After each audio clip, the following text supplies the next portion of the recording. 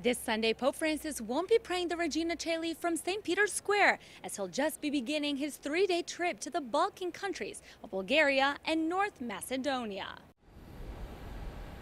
Pope Francis's 29th trip of his pontificate will take place May 5th through the 7th. He is the first bishop of Rome to visit North Macedonia and second to visit Bulgaria after Pope John Paul II visited in 2002. Catholics in both countries are the religious minority, with Orthodox Christians as 60% of the populations. In Macedonia, Muslims are second with 30% and 10% in Bulgaria. As such, one purpose of the visit is to improve relations with the Orthodox churches, yet they have their own internal conflicts.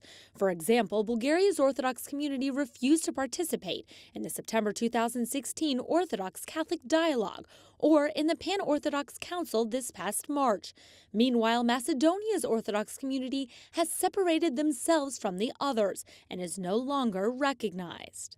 Another issue on the table is migration. Countless refugees coming from the Middle East and Africa have recently caused tensions in these areas, where Christians, Muslims, and Jews were previously living in peace. While there, Pope Francis will visit a refugee camp and also participate in an interreligious act for peace. He will also pray before the throne of Cyril and Methodius, patrons of Europe.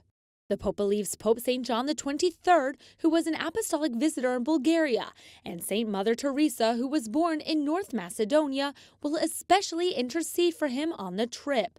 In her honor, he will pray before the memorial of Mother Teresa and visit with the poor on Tuesday before returning to Rome. Through the Pope's expected speeches tackling ecumenism and migration, the Pope is also sending a political message to both of these countries, which once suffered under communist rule.